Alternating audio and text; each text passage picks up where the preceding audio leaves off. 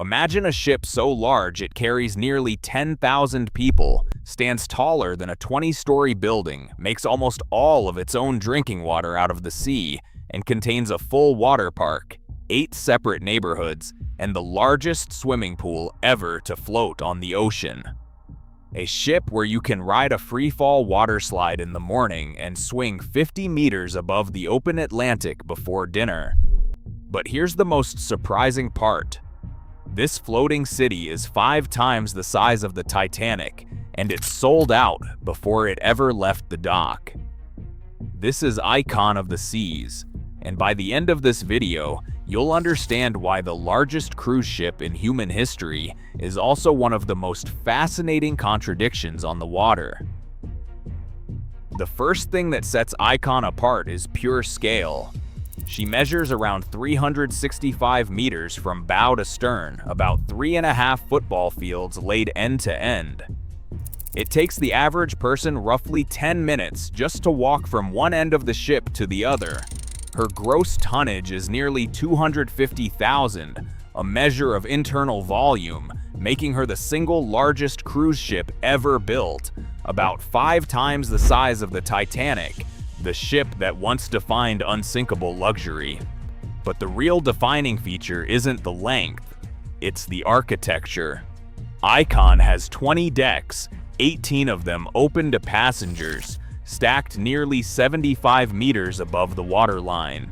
And instead of one long hallway of cabins, the ship is divided into 8 distinct neighborhoods: Central Park, Thrill Island, Chill Island, the Royal Promenade, Surfside, Hideaway, the Sweet Neighborhood, and the glass-domed AquaDome at the very top. Each one has its own atmosphere, its own restaurants, its own reason to exist. It's less a vessel and more a small vertical city that happens to float. That architecture translates directly into capacity. Icon can carry 5,610 passengers at standard double occupancy and up to 7,600 when every berth is filled.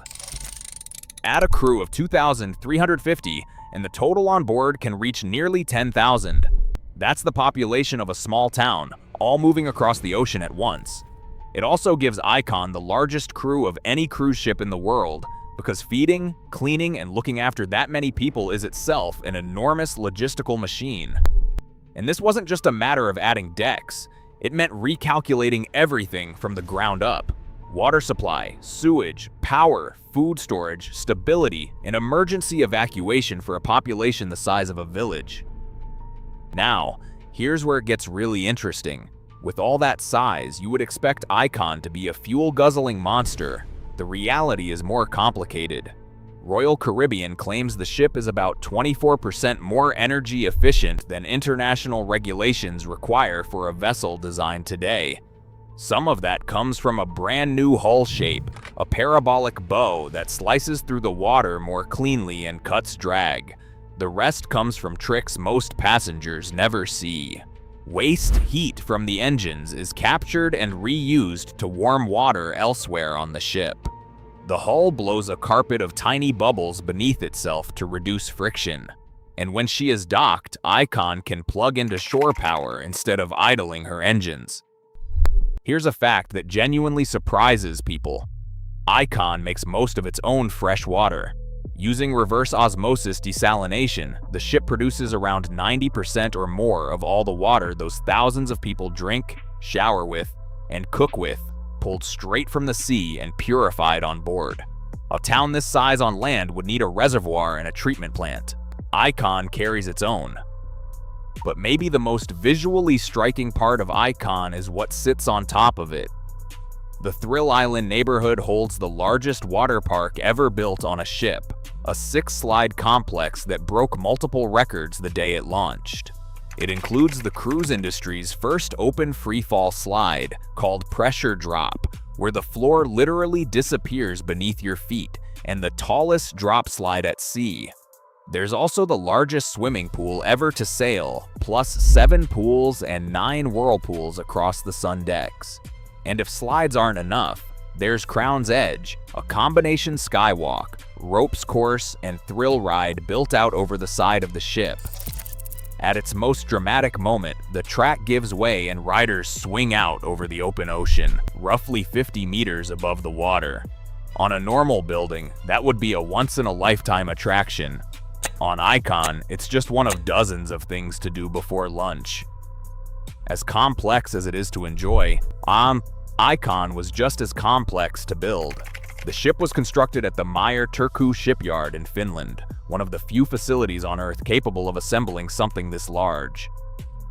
Thousands of skilled workers put the vessel together section by section, lowering enormous prefabricated steel blocks into place, including the AquaDome's vast glass and steel roof, which was lifted onto the top of the ship in a single dramatic operation.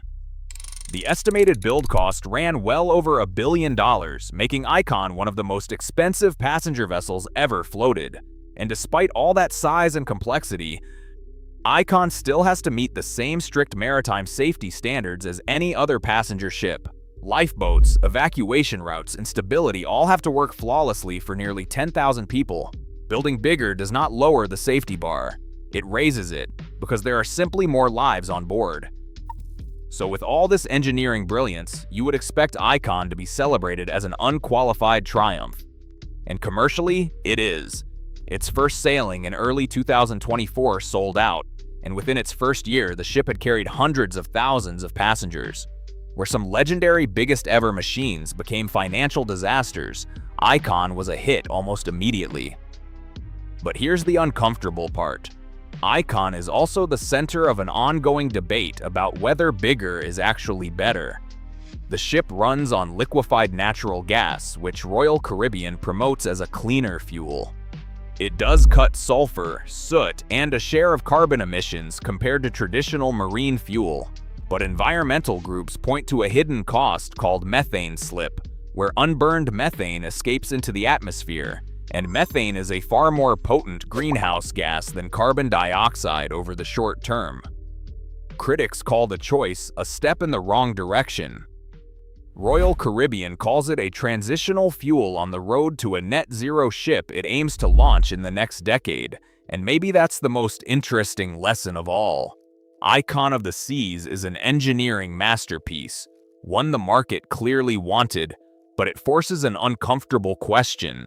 Not whether we can build something this enormous, but whether we should, and at what cost to the ocean it sails across. The ship is a triumph and a question mark, floating in the same hull. So if you enjoyed this one, give it a like, and tell me in the comments which giant machine I should break down next. Subscribe for more deep dives into the biggest engineering marvels ever built, and I will see you on the next one.